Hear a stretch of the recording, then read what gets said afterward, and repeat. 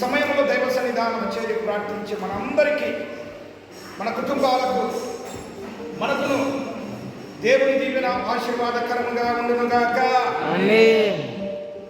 చదవబడినటువంటి 2 Timothy 2:2 మనము నమ్మదగని వారమైనను ఆయన నమ్మదగిన వారు. మనుషులైన వారు ఎవరు నమ్మదగిన వారు కాదంట. అక్కడ కూర్చున్న మనందరికీ అర్థమైపోయింది, ఎవరు నమ్మేదానికి లేదు. భర్తను భార్య మోసం చేస్తుంది, భార్య భర్తను మోసం చేస్తుంది, పిల్లలు తల్లిదండ్రులను మోసం చేస్తున్నారు. అంటే ఎవరి మీద నమ్మకం ఉంచుకోవాలన్నా నమ్మదగిన వారు ఎవరు లేరు. యేసుక్రీస్తు ప్రభువును యూదా ఇస్కరియోతు నమ్మినట్లు యాక్షన్ చేశాడు. చివరికి ఏమైందండి? యేసుక్రీస్తునే అమ్ముకున్నాడు డబ్బులు. యూదా ప్రజలు యేసు ప్రభువును నమ్మినట్లు నడిచారు. చివరికి ఆయన మరణానికి అప్పగించిన వారు సొంత ప్రజలైన యూదా ప్రజలే. ఆయనతో అనేకమైన ఆశీర్వాదాలు పొంది, రోగముల నుండి విడుదల పొంది, అనేకమైన కష్టాల నుండి విడుదల పొందినటువంటి ప్రజలే చివరికి ఏమన్నారంటే, నమ్మిన వారి మాదిరి నుండి యేసు ప్రభువును సిలువై బరబ్బను విడుదల చేయమన్నారు. ఎవరిని నమ్ముదాం?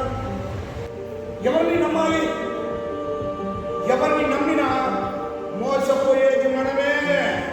నమ్మడానికి భూమి మీద ఎవరు లేరు.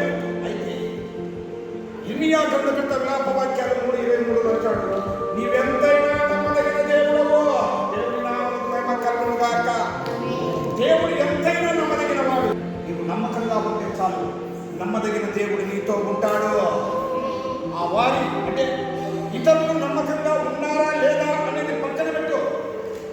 నీవు దేవుడు నమ్మిన నీవు నమ్మదగిన దేవుడు నాకు ఉన్నాడని నోటితో చెప్తున్నావు, కానీ నమ్మదగిన దేవుడు ఉన్నప్పుడు నీకు నమ్మకం ఏమైపోయింది? ఆ నమ్మదగిన దేవుడు కష్టాల నుండి నిన్ను విడిపించలేడా? ఆ నమ్మదగిన దేవుడు శ్రమల నుండి నీకు విడుదల కలిగించలేడా? ఆ నమ్మదగిన దేవుడు నీ కన్నీరు తుడచలేడా? ఆ నమ్మదగిన దేవుడు నీ యొక్క అనేకమైనటువంటి శ్రమల నుండి నీకు విడుదల కలిగించలేడా?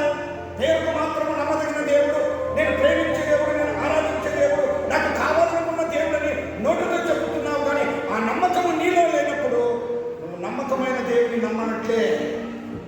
నమ్మకమైన దేవుడు నీకు ఉన్నాడన్నప్పుడు ఆ నమ్మకాన్ని నువ్వు కొనసాగించుకోవాలా. నమ్మదగిన దేవుడు నీ మనసులో, నీ హృదయంలో, నీ గృహంలో చేర్చుకున్నప్పుడు నమ్మకము నీ ఇంటిలో ఉంటుంది. నమ్మకమున్న ఇంటిలో ఏ సమస్యలున్నా ఒకరినొకరు అర్థము